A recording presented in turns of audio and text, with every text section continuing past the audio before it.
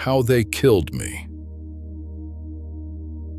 Let red snowflakes write your name upon my stark white gravestone, what remains of you, because I can no longer ask for your name.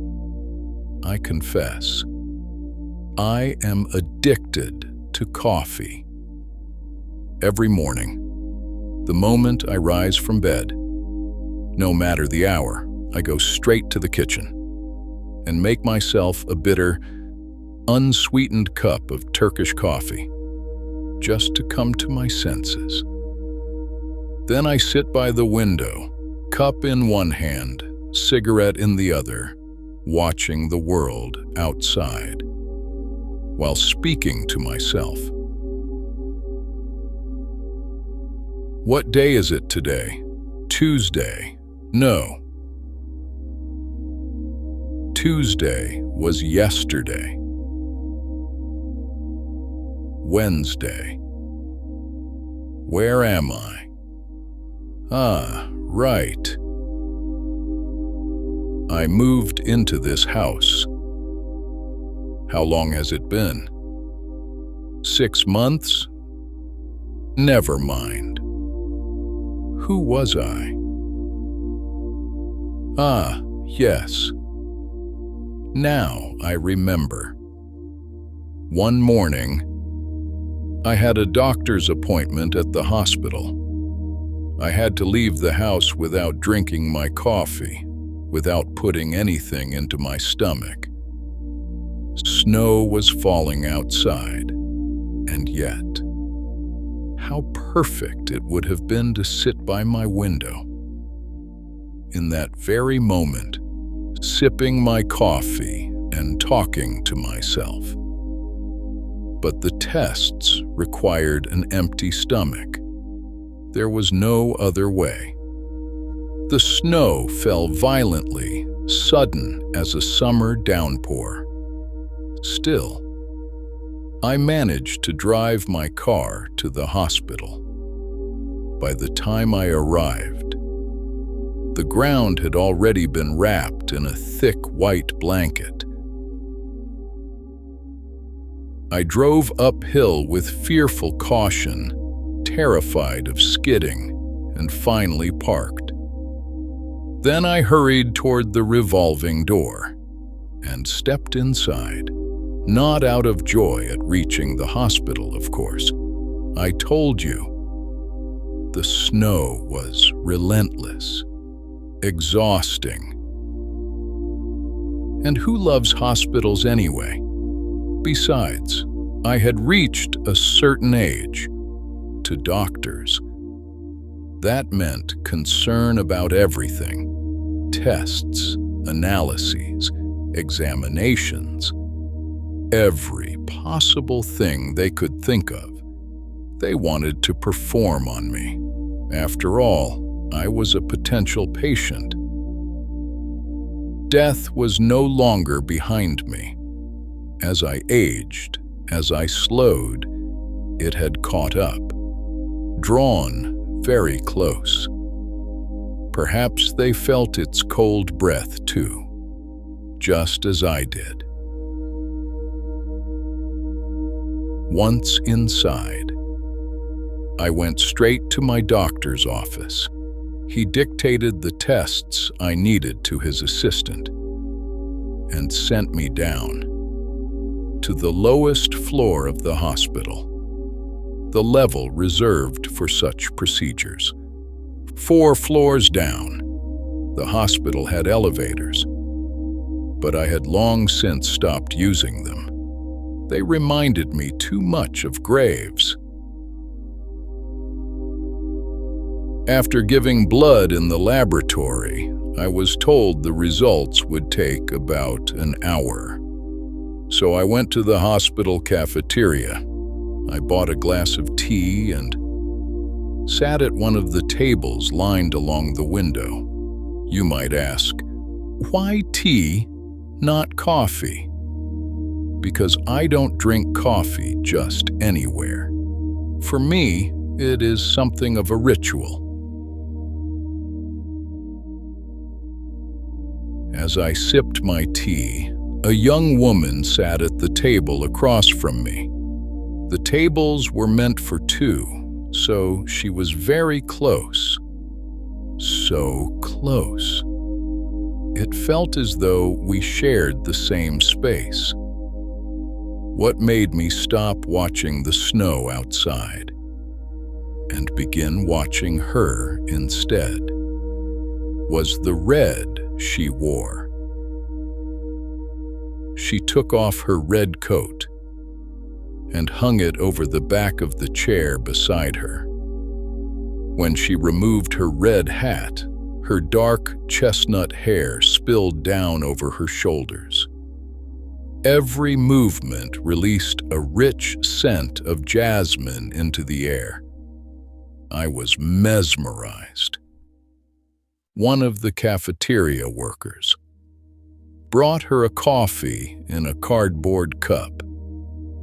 Through the rising steam, behind the soft haze, I caught glimpses, through the open buttons of her black shirt, of something dangerously alluring. When she leaned slightly forward to test whether the coffee was too hot, my heart nearly leapt out of my chest. I wanted to rest my head against her chest, to breathe her in. Perhaps I was nearing my late 50s, but that did not mean I had forgotten love or desire. I stopped drinking my tea. I simply watched. She was thinking about something as she drank her coffee. First, however, was thinking of her. No, more than that. I was dreaming of her. The spell of her beauty, the mystery of her presence, had trapped my heart in a snare of longing. It ached, quietly but deeply. If only I were her lover. If only, as she sipped her coffee, I could wrap my arms around her waist and bury my face in her hair. If only. Then her phone rang. We both flinched. She answered quickly.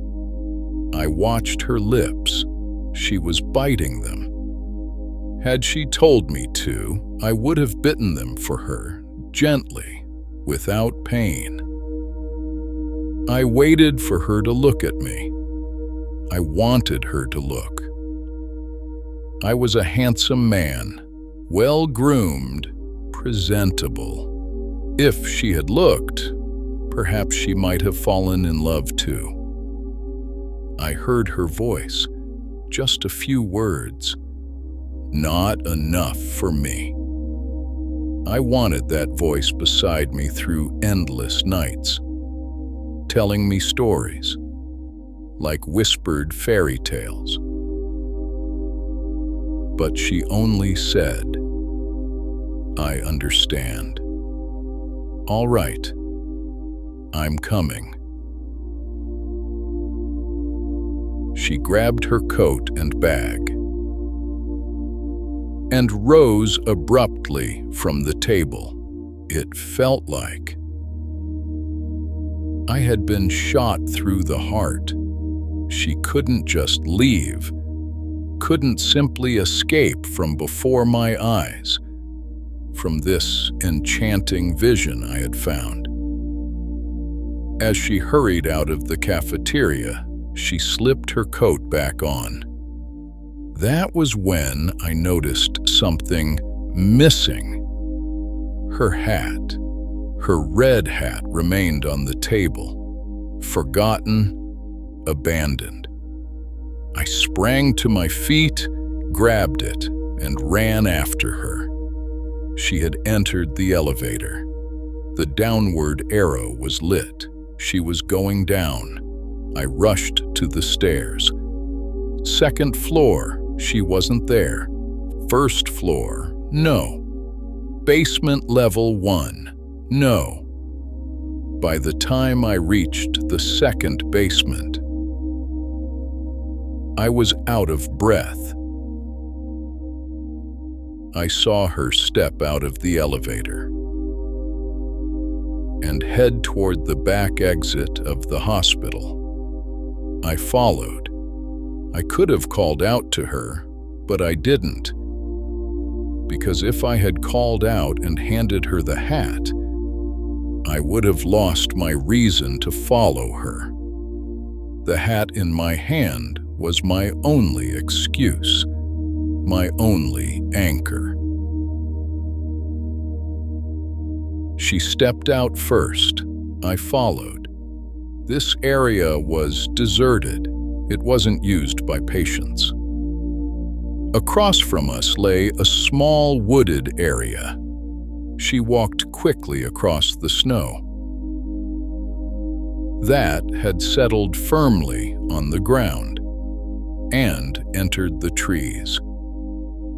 Why had she come to such a secluded place? Was she meeting someone? It was clear she didn't want to be seen. I followed her, my love, my stranger, with her red hat in my hand. Perhaps she had a lover. Perhaps they would meet here in secret. But I was determined. I would step between them. I would separate them, and I would declare my love. It sounds foolish, but in that freezing air, the warmth of her unseen breath had already taken me captive. Then suddenly, my foot slipped. I nearly fell. As I grabbed onto a nearby tree to steady myself, I heard 2 gunshots. Very close. Right ahead of me. I saw my dreams lying there, sprawled on the ground. Her red coat spread wide, her arms open. Her dark chestnut hair scattered across the white snow. The snow beneath her turned red within seconds. I lifted my head and looked at the hand holding the gun. I extended the hat, and deliberately, I fixed my gaze upon that red hat because I knew that after the bullet struck my forehead, I would die. And I wanted the last thing I saw, not to be the face of a killer, but my warm, crimson dreams.